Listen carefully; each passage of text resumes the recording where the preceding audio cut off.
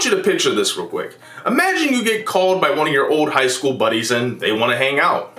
You guys are hanging out with all your old high school buddies, just reminiscing on the past, sharing some good old stories, having some laughs, and just enjoying the time together.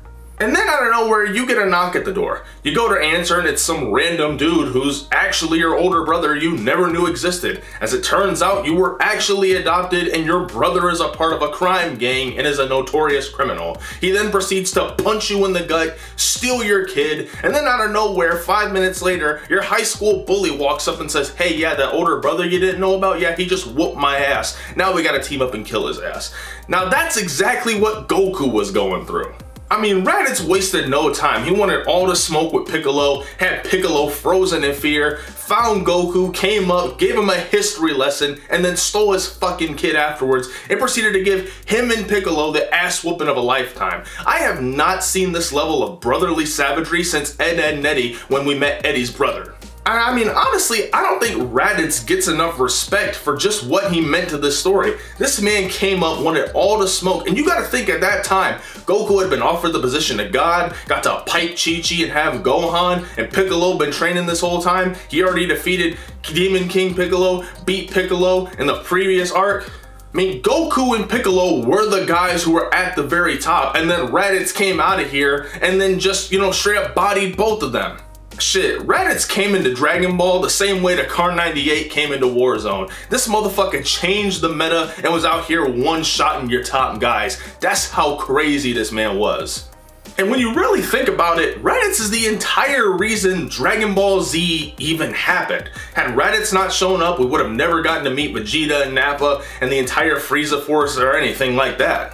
Raditz literally introduced a whole new meta to Dragon Ball. Goku was the top martial artist as well as Piccolo on planet Earth, but now there was other planets they got to explore. We eventually got to learn of Piccolo's origins as a Namekian. Goku accepting his Saiyan roots and eventually becoming Super Saiyan and taking down Frieza, the guy who exterminated his entire planet.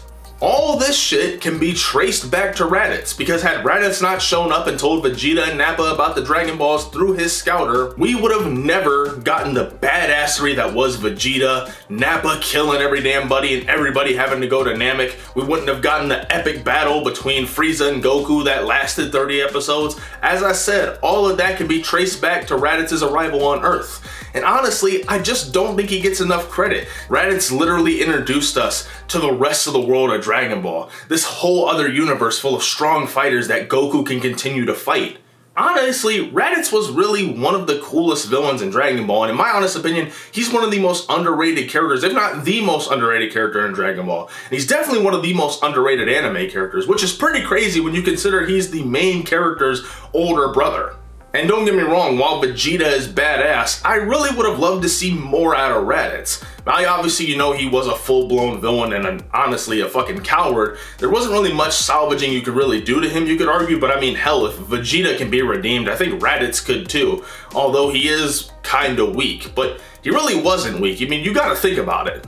At the time, bro had Goku and Piccolo frozen in fear with just how powerful he was. Of course, as we introduce stronger characters, he's gonna, look incredibly weak in comparison, which in reality he is. When we consider the fact that Frieza soldiers have the average power level of 2,000, and then just look at how powerful Vegeta and Nappa were. But you gotta think about it, at the time, Raditz was one powerful badass, because Raditz came and torched our top two guys and forced them to work together just to take this man down. A lot of people like to say he's weak, but at the time, bro was one of the most badass threats that ever came to Earth.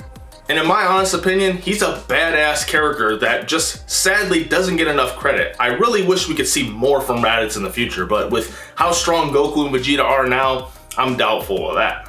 Of course though, that is just my opinion. Y'all let me know what you think in the comments below.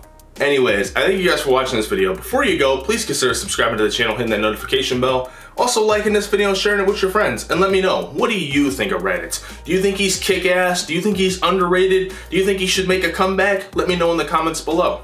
Anyways, thank you all for watching this video. More videos coming soon, and I'll see you in the next one. Peace out.